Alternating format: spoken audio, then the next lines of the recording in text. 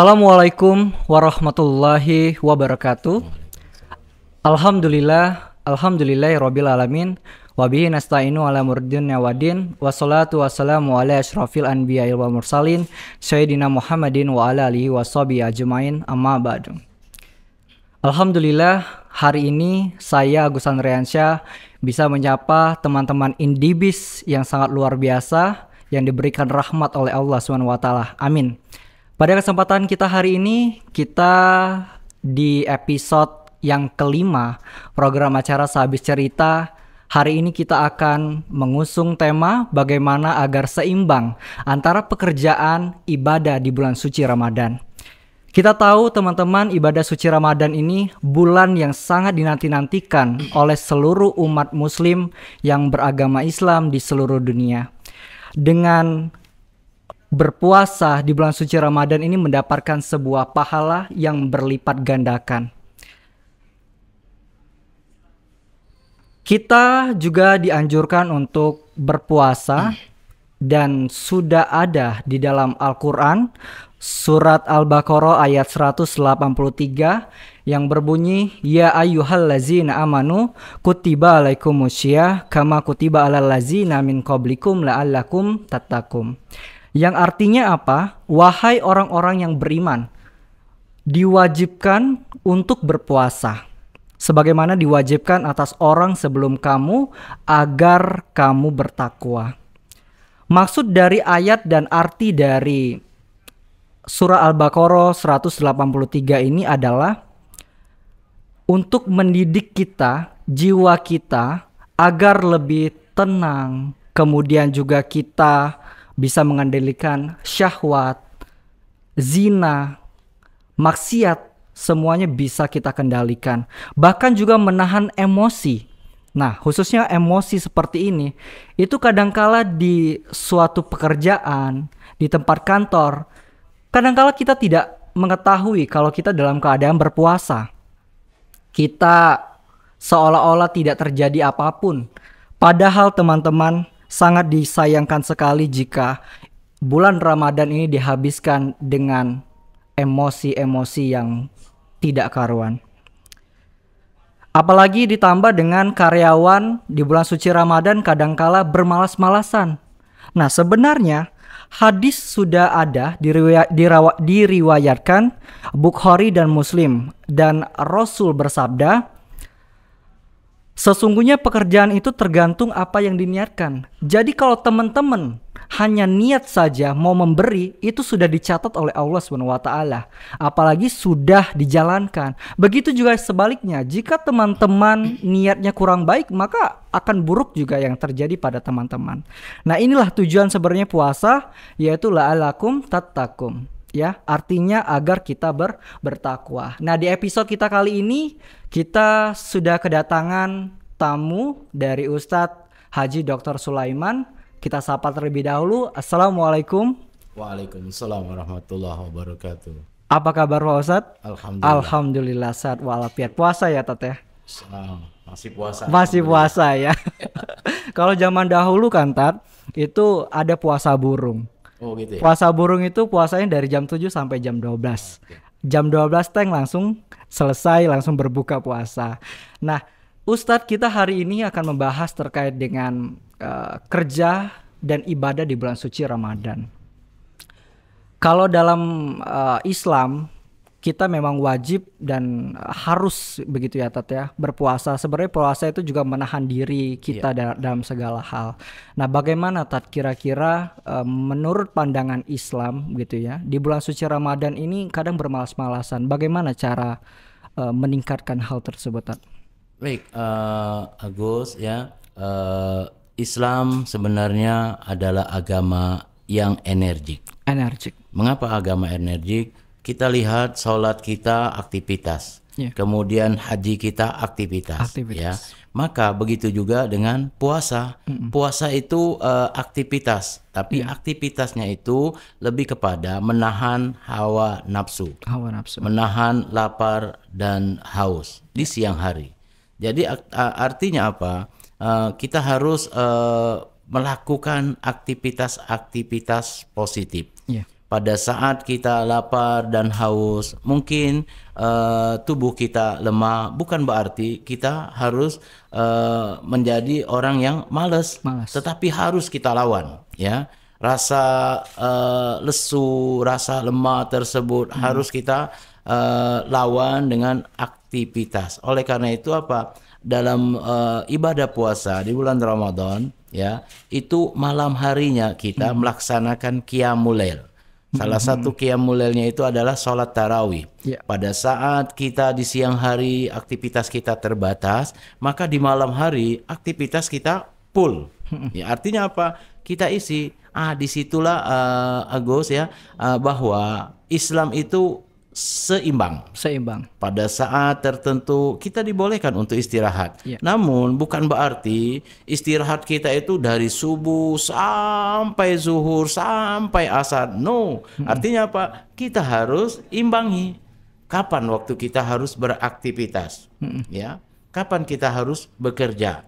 Kapan kita harus berbuat dan kapan kita harus istirahat. Inilah di bulan Ramadan, Gus. Ya, artinya kita harus memaintain diri kita, benar, ya, Tat. Benar. Tapi kadangkala, Tat, ada beberapa hal yang perlu digarisbawahi yang memang tugas tersebut harus dikerjakan saat itu juga.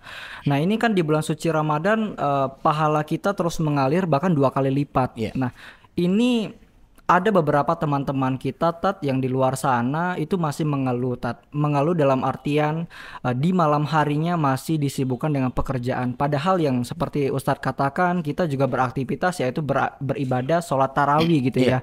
Nah, bagaimana menurut Ustadz mengatur waktu? Apakah kalau tarawih ini kan sebenarnya sunnah ya, Tat, ya? Iya. Sunnah, artinya boleh dikerjakan, boleh tidak. Nah, tapi kalau misalnya udah tiap hari, itu bagaimana?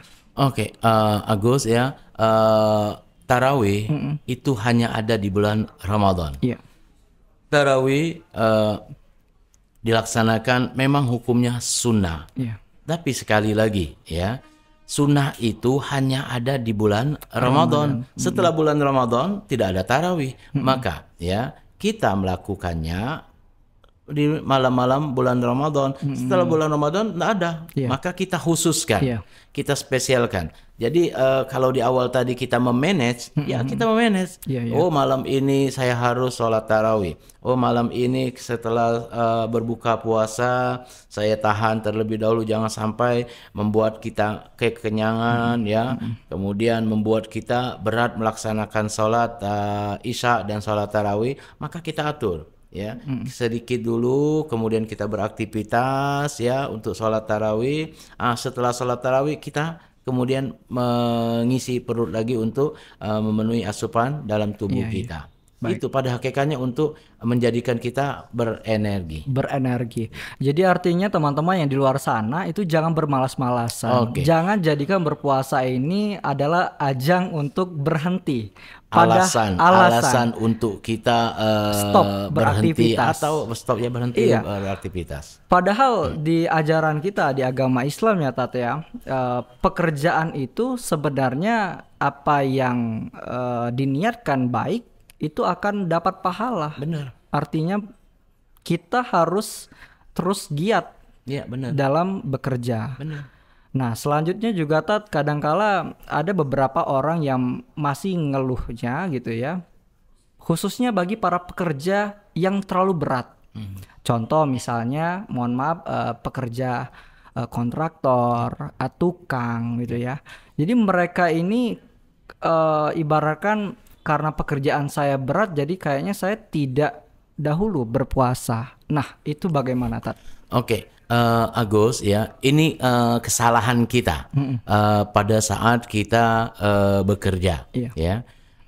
Bukan berarti mereka yang bekerja di lapangan, kontraktor kah, ya, tukang kah, ya, atau misalnya, ya, aktivitas yang memerlukan tenaga ekstra, itu bukan berarti kita akhirnya kita menjadikan alasan untuk tidak puasa. Tidak. Artinya apa? Sekali lagi, ya, kita berpuasa terlebih dahulu, kita niat terlebih dahulu, kita sahur terlebih dahulu, kemudian kita niat. Misalnya nih, saya besok akan melakukan pekerjaan saya di lapangan. Misal saya kontraktor, saya harus mengerjakan pekerjaan saya besok mulai dari jam 9. Maka saya fajar harinya itu sahur. Sahur. Kemudian saya niat untuk berpuasa. Pagi harinya saya beraktivitas seperti biasa. Kalaupun kemudian pada saat saya bekerja, kemudian terasa berat bagi saya untuk melanjutkannya, maka boleh kita membatalkan. Kenapa? Itulah ya. Yang jadi masalah itu sudah diniatkan, enggak puasa saja saya. Artinya apa? Ya kita tidak termasuk dalam kategori tersebut. Oh iya. Berarti ini termasuk orang-orang celaka tidak, Tat? Iya, termasuk celaka dan rugi ya. Kenapa? Karena kalau saya menggambarkan, mengistilahkan, mengkiaskan, ini Ramadan bulan di mana Allah memberikan diskon besar-besaran. Betul. Kalau kita di mall ya, itu sudah ada diskon besar-besaran, maka kita akan berusaha antri. Di suatu negara itu ada antrian pada saat ada diskon besar-besaran. Ini Ramadan diskon besar-besaran. Kenapa? Ibadah sunnah kita akan diganjar oleh Allah dengan ibadah puasa, ibadah wajib. Ibadah wajib Allah akan ganjar dengan kita pahala yang berlipat ganda. Gitu. Jadi sangat disayangkan sekali di bulan suci Ramadan ini dimanfaati dengan hal-hal yang buruk. Begitu ya, Tat ya, karena memang dilipat gandakan. Kalau keburukan kita dikerjakan, artinya 2 kali lipat juga ya, Tat ya. 2 kali lipat juga kita. Mudah-mudahan kita tidak menjadi orang-orang celaka di bulan suci Ramadan ini. Sangat disayangkan sekali. Kita tidak tahu ya, Tat, umur ini ya, jodoh, maut, segalanya di tangan Allah SWT gitu. Artinya apa? Kita manfaati bulan suci Ramadan ini sebaik-baik mungkin. Belum tentu nanti ke depannya kita bertemu kembali. Iya benar, jangankan bulan depan. Iya. Besok saja atau belum tentu nih. Abis dari sini kita nggak tahu juga, Tat. Tentu, ya benar. Nah itu. Begitu juga dengan rezeki ya, Tat. Ya. Teman-teman juga rezeki itu jangan takut kehilangan rezeki. Iya. Betul ya, Tat? Benar. Lebih takut lagi kita ditinggalkan rezeki yang punya miliknya. Artinya siapa? Allah Subhanahu wa Ta'ala. Nah jadi rezeki di bulan suci Ramadan, apalagi mungkin surat Al-Waqiah itu pelancar rezeki yang tidak disangka-sangka ya, Tat ya. Sebenarnya kalau bicara rezeki, sekali lagi ibadah puasa itu mencetak kita menjadi orang bertakwa. Mengapa bertakwa? Karena dalam salah satu syair Ibnu Khutai'ah, beliau menyatakan, walastu aro sa'adata jam'an malin walakin nattaqa lahiyas sa'id. Tidaklah aku lihat orang yang banyak harta, orang yang banyak jabatan itu adalah orang yang bahagia, tetapi orang-orang yang bertakwalah yang bahagia. Ada 2 kebahagiaan orang yang bertakwa. Pertama bahagia di dunia, dan kedua bahagia di akhirat. Bagaimana kebahagiaan orang yang bertakwa kalau berada di dunia? Dalam surah At-Talaq Allah mengingatkan kepada kita, wa may yattaqillaha yaj'al lahu makhraja wa yarzuqhu min haitsu la yahtasib. Barang siapa yang bertakwa kepada Allah, Allah akan berikan jalan keluar setiap ada masalah. Yang kedua, Allah akan memberikan rezeki dari tempat yang tidak diduga-duga. Seluruh manusia, Agus ya, itu pasti punya masalah. Betul. Saya punya masalah, saya juga Agus juga punya masalah. Rekan-rekan yang menyaksikan acara ini juga punya masalah semua. Yang puasa punya masalah, apalagi yang tidak puasa pasti punya masalah. Semua kita, ya, besar kecil, tua muda, kaya miskin, ada masalah semua. Maka Allah menjanjikan orang yang bertakwa Allah akan berikan jalan keluar setiap ada masalah. Maka pada saat semua kita punya masalah, Allah berikan jalan keluar, maka kebahagiaan luar biasa yang akan kita rasakan. Kedua, wa yarzuqhu min haitsu la yahtasib. Allah akan memberikan rezeki dari tempat yang tidak pernah diduga-duga. Sekali lagi ya, Agus ya, bahwa seluruh manusia itu ada rezeki. Saya ada rezeki, Agus ada rezeki, ya. Teman-teman kita di luar punya rezeki. Sekali lagi ada semua rezekinya. Tetapi Allah akan memberikan rezeki dari tempat yang tidak diduga-duga.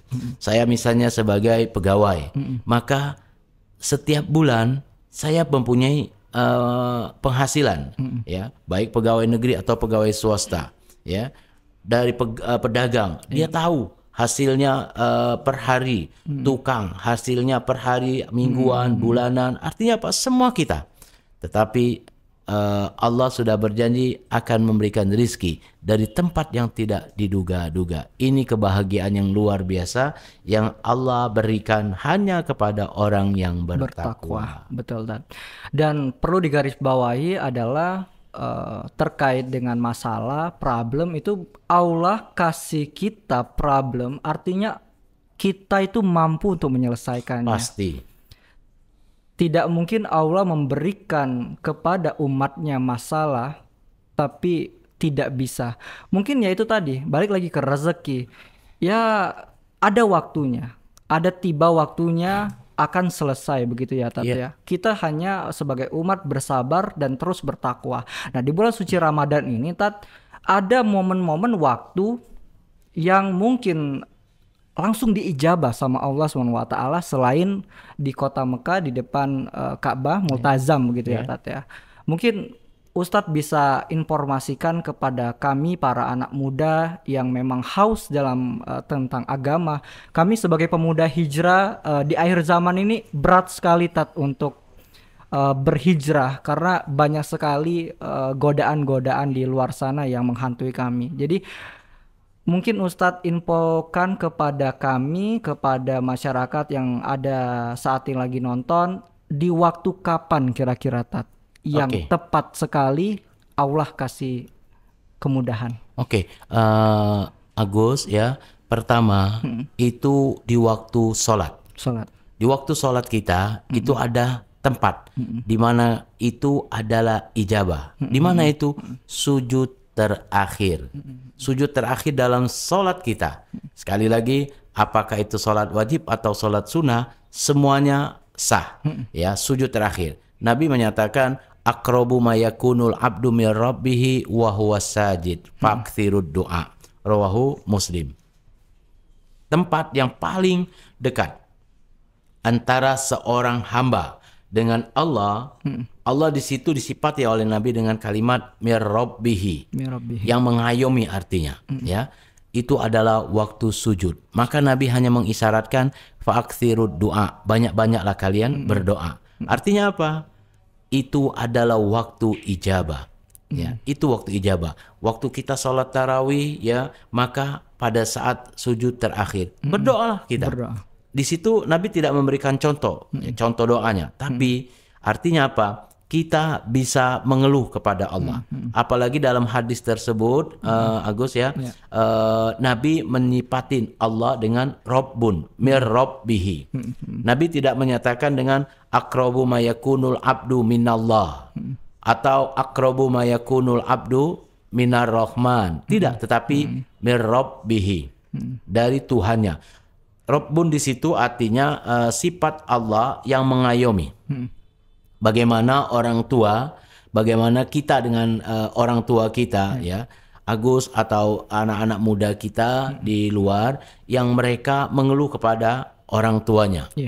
Ya, biasanya tempat yang paling tepat untuk mengeluh itu adalah ibu. Ibu. Ya.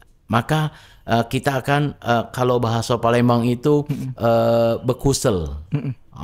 Kita deketin ibu kita, ngelapor ibu kita, mah nak lebaran mah di mall tadi nyingok baju murah nian, pengen ini mengeluh, silakan. Maka di sujud terakhir juga silakan kita mengeluh, ya, cuman dalam hati. Ya, pada saat kita sujud terakhir maka kita lamakan. Lama itu pada saat itu kita berdoa kepada Allah.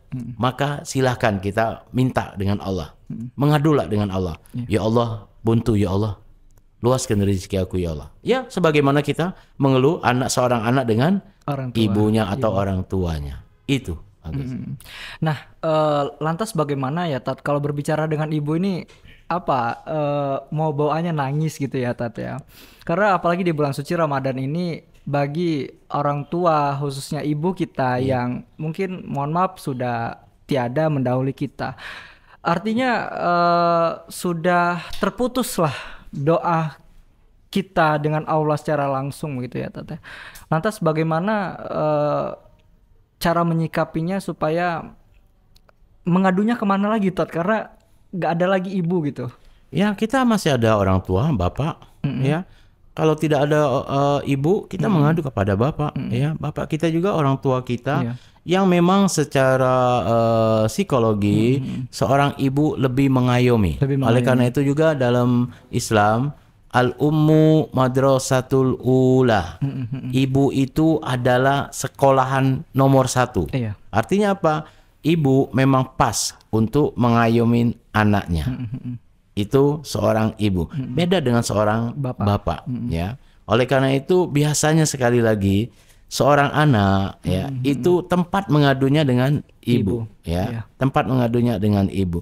Maka pada saat sholat Nabi sudah mengisyaratkan aqrabu ma yakunul abdu mir rabbihi wa huwa sajidun faksirud doa. Tempat yang paling dekat antara hamba dengan Tuhannya adalah tempat waktu sujud, maka banyak-banyaklah berdoa. Maka Agus ya, pada saat kita sholat ya, apalagi di bulan Ramadan. Bulan Ramadan ini adalah syahrul doa wa syahrul ijabah. Bulan di mana kita banyak-banyak berdoa dan bulan di mana doa-doa kita diijabah Allah. Maka banyak-banyaklah kita berdoa, banyak-banyaklah kita meminta kepada Allah. Itu. Iya. Nah, ini berlaku untuk semua umat muslim, ya Tat ya. Ada juga yang mungkin teman-teman kita yang saat ini masih luput, dalam artian masih dalam dosa begitu ya Tat ya. Masih terus bermaksiat. Di bulan suci Ramadan ini kan semua dosa mudah-mudahan Allah ampuni, begitu ya Tat ya. Nah, apakah doa-doa bagi teman-teman yang masih melakukan maksiat, zina dan lain sebagainya itu diterima begitu Tat? Kadangkala kan mereka ini was-wasan, aduh saya ini kayaknya nggak diterima karena memang posisinya saya ini banyak dosa berlumur gitu. Itu bagaimana Tat?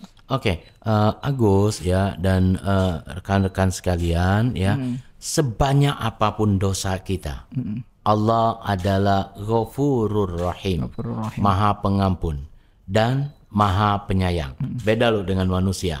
Ya, kita barangkali clash dengan manusia. Ya, mungkin dia akan memaafkan kita, tetapi belum tentu dia menyayangin kita.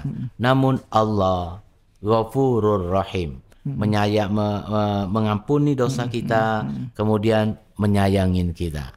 Artinya apa? Itulah Allah.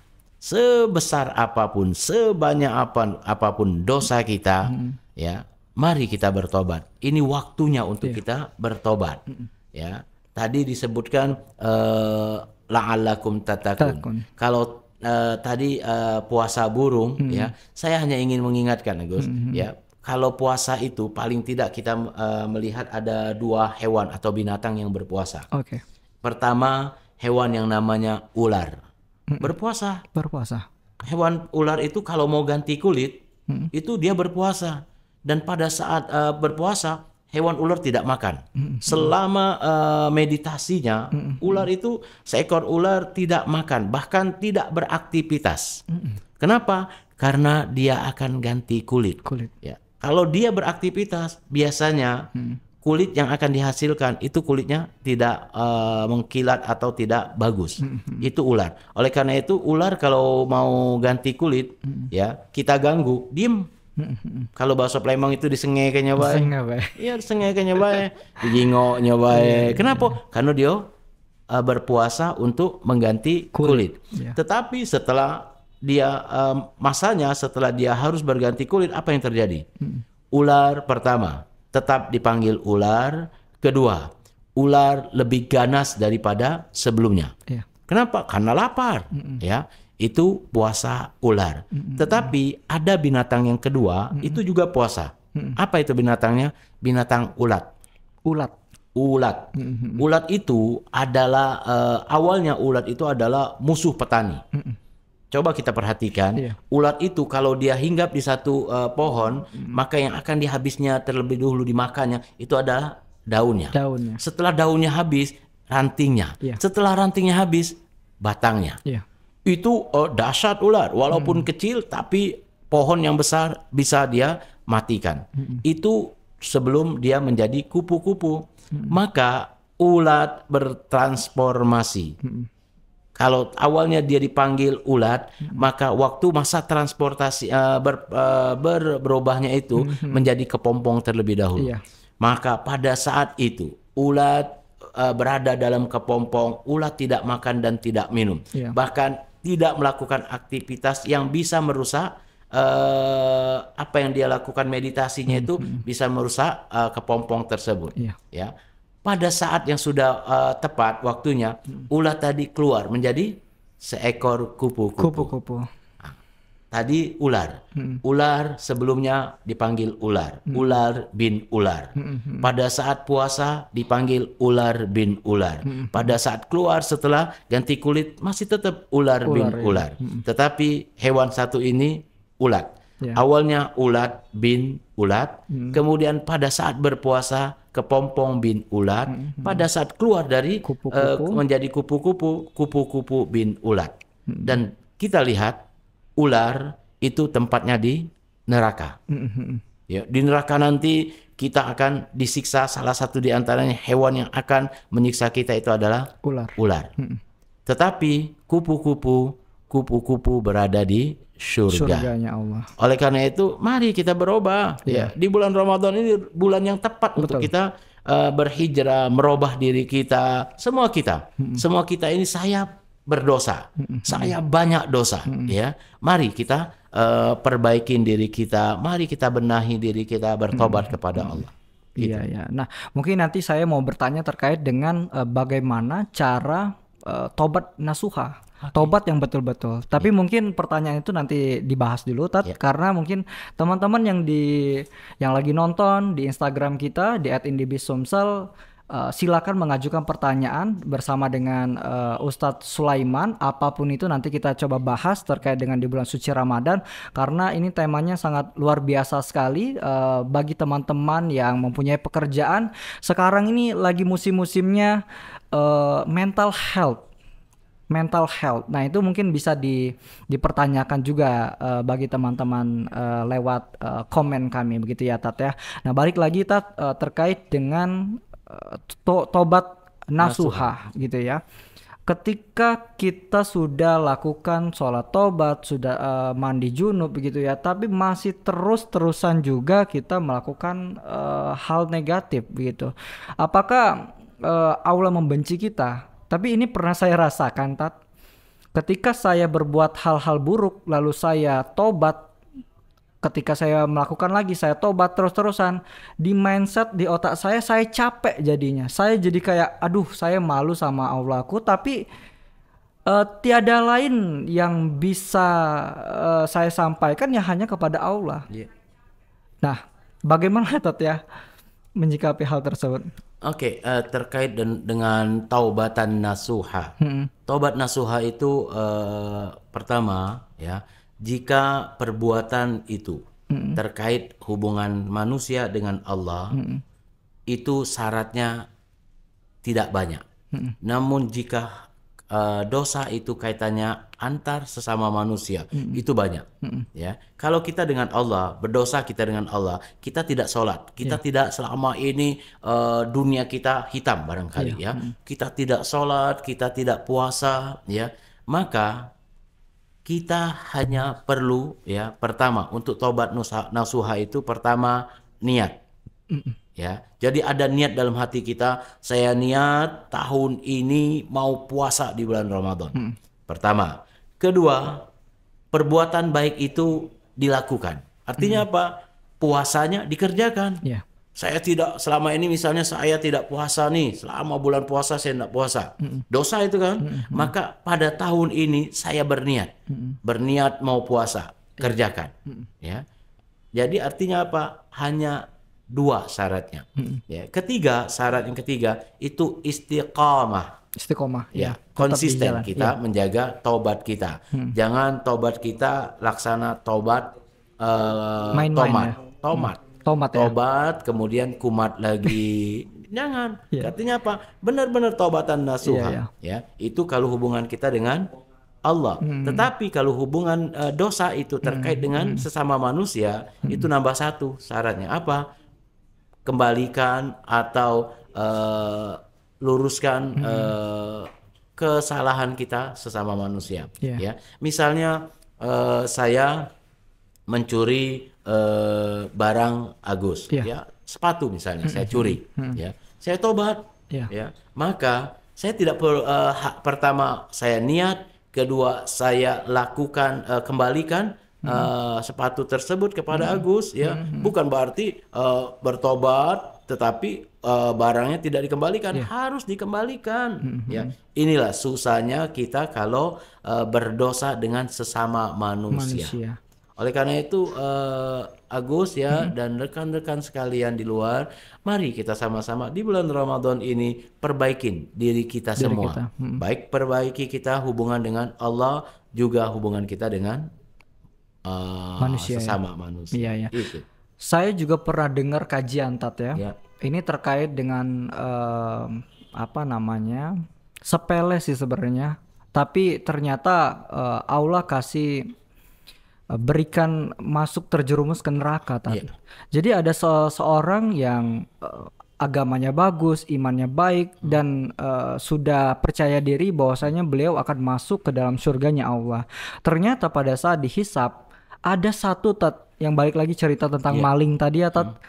Malingnya itu masih mending malingnya sepatu gitu ya. Nah ini malingnya itu adalah ranting pohon Tat. Mungkin Ustadz pernah dengar gitu ya, ranting pohon, dan ternyata ranting pohon tersebut sepele, tapi ditanyakan sama Allah SWT, kenapa dirimu ambil ranting ini tanpa sepengetahuan milik orang tersebut. Saya terdiam sejenak, sepele sekali. Jadi ternyata teman-teman yang sebenarnya hal-hal sepele seperti ini yang sebenarnya harus kita hindari ya Tat ya. Jadi benar, kita berusaha sekali lagi hubungan kita sesama manusia itu jangan sampai rusak. Sekali lagi hubungan kita dengan Allah itu Ghafurur Rahim, Allah itu Tawwabur Rahim. Ya, artinya apa? Allah sebanyak apapun dosa kita, ya, kalau kita bertobat pasti diterima. Namun kalau manusia, ya, laksana apa? Pernah satu saat ada seorang anak yang kerjanya marah terus, hobi marah, ya, bukan hobi sih, kayak menjadi kebiasaannya, temperamental. Sehingga seorang ayahnya itu ingin menasehati, ya, akhirnya apa? Ayahnya ini mengingatkan, nak, kalau kau marah, ya, maka kau tahan marah kau. Kayak mana itu? Maka kata ayahnya, kau tancapkan paku di dinding rumah. Ya, di dinding rumah. Pokoknya kalau kau nak marah, tancapkan paku itu di dinding rumah. Ya. Terus setiap hari, tahan terus. Akhirnya apa? Setiap kali dia mau marah, dia tahan marahnya, maka dia tancapkan paku di dinding rumahnya tersebut. Sehingga banyak dinding rumahnya tersebut tancapan paku-paku. Kemudian orang tuanya bilang, alhamdulillah, berarti kamu sudah bisa mengendalikan emosimu. Iya, karena apa? Dinding rumahnya itu sudah penuh dengan paku-paku semua. Ya, akhirnya apa? Orang tuanya bilang, coba cabut satu-satu. Pas dicabut, dinding rumah itu rusak. Iya. Maka orang tuanya bilang juga dengan anaknya, itulah nak, efek kalau dari kita kemarahan. Hubungan kita sesama manusia, Iya. Jahat kita dengan manusia. Mungkin manusia itu memberikan maaf secara mulut, tetapi hatinya masih tersakiti. Itulah dinding tadi. Dinding tadi kita marah, kita tancapkan, tetapi setelah kita cabut, apa yang terjadi? Dinding itu bolong-bolong dan bahkan dinding itu tetap rusak. Nah, itulah dahsyatnya amarah tadi. Jadi teman-teman harus bersabar. Ya. Karena amarah ini ya itu tadi bisa menghasilkan hal buruk jadinya ya. Oke, Tat, ini sudah ada beberapa pertanyaan yang sudah masuk di Instagram kita. Ada Husnul_Haroma. Assalamualaikum Pak Ustadz. Waalaikumsalam. Bagaimana cara fokus ibadah di 10 hari terakhir?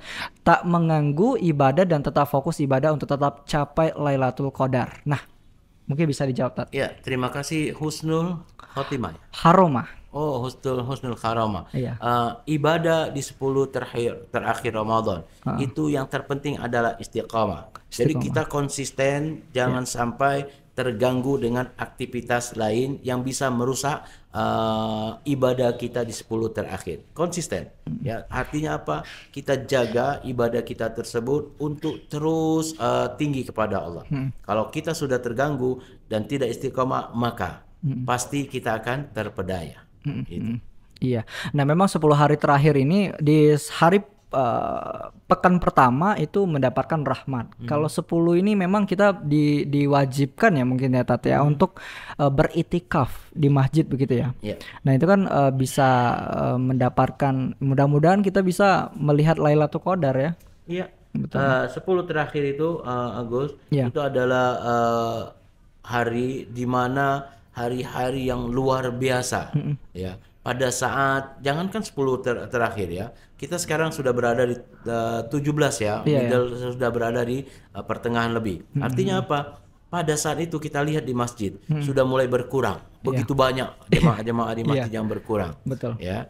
Kalau istilah saya, kalau 10 pertama itu masjid yang rame, 10 kedua mulai mall yang rame, 10 ketiga stasiun dan bandara yang sudah mulai rame. Kita berada tidak di mana? rame lagi. Kita berada di mana? Ya, kalau kita tidak jaga, maka masjid kita akan hilang. Iya. Oleh karena itu, mari tetap kita konsisten menjaga masjid kita. Artinya menghidupkan hari-hari Ramadan kita di hari terakhir itu dengan memperbanyak amal di bulan Ramadan di dalam masjid. I'tikaf namanya. Beritikaf, ya, Masya Allah. Mudah-mudahan kita menjadi orang-orang tergolong yang seperti itu ya, Tat ya. Dan Ustadz, yang jadi pertanyaan lagi adalah kalau misalkan kalau kita tertinggal ibadah sholat di zaman-zaman dahulu, mungkin waktu kita duduk di waktu SD, SMP, SMA, itu selesai dari sholat wajib kita bisa mengkodonya. Nah, lantas kalau misalkan puasanya tadi itu tidak dari kecil tidak dibiasakan, nah itu bagaimana cara menggantikannya, Tat? Oke, Agus ya, sama dengan semua manusia sekali lagi ya, semua manusia kita itu ada masa lalu, semuanya kita ada masa lalunya ya. Maka mungkin pada masa kita remaja ya, kita sudah akil balik ya, seharusnya pada akil balik itu sudah terbebani kita untuk melakukan aktivitas ya, kewajiban-kewajiban. Ternyata kita masih belum melaksanakannya. Ya, dengan kondisi ikut-ikutan dengan cara anak muda ya, cara yang masih muda ini kebut-kebutan sehingga melalaikan sholat dan sebagainya. Nah, pada saat sadar ya, sekarang misalnya sadar, maka sholat tadi kita qadha. Misalnya niat saya mengqadha sholat waktu saya muda. Nah, bagaimana dengan puasa? Puasa kita lakukan di luar bulan puasa ya. Pada saat misalnya kita puasa Senin Kamis, maka kita gabungkan. Niat saya puasa Senin Kamis dan puasa juga untuk qadha saya waktu masa akil balik dulu. Itu caranya. Oke, Tat, mungkin ini kan 10 hari terakhir di bulan suci Ramadan, mungkin ada amalan khusus begitu Tat ya, supaya kita bisa memanen pahala-pahala gitu ya, Tat. Ya, Agus ya, amalan khususnya adalah memperbanyak kita laksanakan sholat. Qiyamul Lail itu kita perbanyak. Ya, kita jadikan 10 terakhir itu Qiyamul Lail kita, sholat malam kita itu intensitasnya, kualitasnya tinggi. Ditambah dengan tilawatil Quran. Kita perbanyak tilawatil Quran. Dan yang ketiga, jangan lupa di 10 terakhir kita harus memperbanyak juga sodako. Saya punya kenalan itu kalau 10 terakhir Allahu Akbar. sodakonya melebihi kehidupan sehari-hari, ya. Jadi dari hari ke-21 dia sedekah untuk tukang beca, kemudian nanti sahurnya dia beli makanan dibagikan dengan orang-orang yang malam-malamnya tidur di pinggir jalan. Itu. Jadi saya kenal orang tersebut, ya, dan saya lihat dia mempunyai rezeki luar biasa rezekinya. Nah, kenapa? Itu dia menjaga salah satu amalnya di 10 terakhir Ramadan itu memperbanyak sedekah. Nah, kita bila perlu juga bisa memperbanyak sedekah atau kita memperbanyak sholat malam dan tidak tilawat tahajud ya, Tat, ya. Oke. Nah, tadi Ustadz bilang juga rezeki. Kalau rezeki ini kan hanya berdoa saja tanpa kita lakoni, itu sama saja hal yang bodoh. Kita terus berikhtiar gitu ya. Salah satunya Nabi kita, Nabi Muhammad SAW meraih rezekinya itu dengan cara berdagang, berbisnis begitu ya, Tat, ya. Nah, sebenarnya di dalam berbisnis di agama Islam itu bagaimana, Tat, sebenarnya yang akidahnya gitu? Ya, berbisnis itu berdagang, artinya kalau zaman sekarang namanya bisnis ya. Kalau zaman dahulu namanya berdagang. Bagaimana berdagang? Berdagang dalam Islam, hukum awalnya berdagang itu adalah muamalah itu adalah mubah. Ya, mubah. Boleh. Maka kita ingin hukum awalnya tadi mubah, kita ingin menjadi sunnah. Bagaimana sunnah dalam berdagang? Maka kita harus menjelaskan hasil barang-barang dagangan kita tersebut. Itu salah satu di antaranya. Ditambah dengan kita harus benar atau jujur dalam berdagang. Gitu. Nah, jujur ini memang sangat digarisbawahi sama Nabi kita ya, Tat, ya. Pada saat beliau berjualan, berdagang gitu ya, itu Al-Amin gelarnya, dapat dipercaya. Bahkan juga dalam hadis Tirmizi juga Rasulullah SAW bersabda, sesungguhnya pedagang akan dibangkitkan pada hari kiamat sebagai para penjahat, kecuali pedagang yang jujur, amanah dan juga baik. Nah, mungkin di tengah zaman sekarang itu banyak segala cara hal dihalalkan, Tat. Ya kan? Berdagang begitu. Ya sekarang aja ya takjil gitu ya. Wah, mungkin Ustadz ada ini yang lagi trending itu. Apa tuh? Ada saudara kita di luar agama Islam gitu ya, jam 3 udah standby di takjil, tiba-tiba pada saat kita datang jam 5 udah habis semua takjil. Nah, kalau fenomena seperti itu, kalau menurut Ustadz bagaimana pandangannya, Tat, ya? Dalam artian dari jam 3 sudah standby, laku. Iya, laku. Tapi yang belanjanya adalah non-Islam. Tapi jadi mereka ini beranggapan lebih baik kami membeli karena kasihan sama para pedagangnya, Tat, karena bisa fokus untuk berbuka nantinya. Itu bagaimana, Tat? Ramadan adalah bulan berkah. Ya.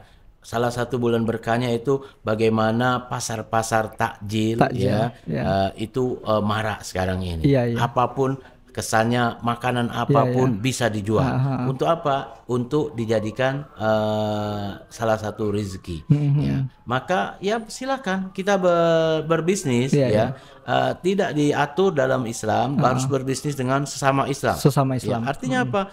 Silakan kita berbisnis ya sesama siapa saja. Itu tadi saya katakan bahwa berdagang itu hukum awalnya mubah. Kalau kita ingin menjadikan hukumnya menjadi sunnah, maka kita ikutin cara Nabi. Apa itu? Pertama, Nabi jujur dalam berdagang. Kalau dalam bahasa now itu berbisnis. Maka Nabi sebutkan bahwa ini kain sobek, ini kain sudah tidak bagus dan sebagainya. Sudah susah sekarang ini. Ini misalnya sekarang ini di kita itu sedang musim duku ya. Duku. Buat duku. Nah, kalau misalnya kita selalu bilang bahwa ini duku kombreng. Duku kombreng kan enak kan ya? Manis luar biasa. Pekat, Nah, padahal duku itu bukan dari kombreng, misalnya dari sekayu. Nah, itu pun sudah kita tidak jujur, dan itu pun sudah kita tidak benar ya dalam berdagang atau dalam berbisnis. Nabi itu mencontohkan berbisnis atau berdagangnya dengan cara jujur. Hal itulah yang membuat Sayyidah Khadijah itu terpesona dengan Nabi. Iya, benar. Itu.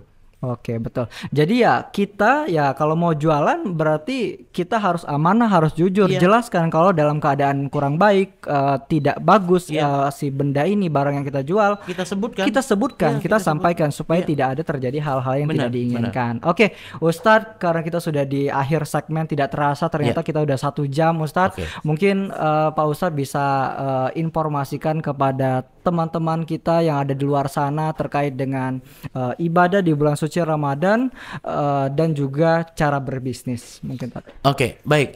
Terima kasih. Ramadan adalah bulan di mana kita mampu mengevaluasi apa yang akan kita kerjakan. Artinya apa? Selama bulan Ramadan ini kita muhasabah diri kita. Sudah berapa banyak amal-amal perbuatan yang sudah kita kerjakan, sudah berapa banyak maksiat yang sudah kita kerjakan. Maka dari evaluasi, dari muhasabah diri tersebut, kita akhirnya menentukan kita harus bagaimana. Artinya kita harus berhenti melaksanakan maksiat, kita harus teruskan melaksanakan perbuatan baik. Insya Allah di bulan Ramadan ini Allah Subhanahu wa Ta'ala akan menurunkan rahmatnya untuk kita semua dan akan menjadikan kita orang-orang yang bertakwa. Keluar dari Ramadan, pasca Ramadan kita menjadi muttaqin, orang-orang yang bertakwa yang akan meraih kebahagiaan dunia dan kebahagiaan di akhirat. Amin, amin ya robbal alamin. Dan teman-teman semuanya, alhamdulillah kita sudah menyelesaikan segmen kita di bulan suci Ramadan ini. Mudah-mudahan dengan kajian ini bisa menambah hasanah bagi kita semua, khususnya bagi para pedagang di luar sana untuk tetap mengikuti apa yang sudah dicontohkan oleh Nabi besar kita Nabi Muhammad SAW. Saya Agus Andriansyah mewakili kerabat kerja. Terima kasih banyak yang sudah menonton tausiah kita pada hari ini. Terima kasih banyak Ustadz sudah hadir bersama kami di sini. Mudah-mudahan kita bisa berjumpa kembali di episode-episode selanjutnya. Terima kasih sekali lagi. Wassalamualaikum warahmatullahi wabarakatuh. Waalaikumsalam warahmatullahi wabarakatuh.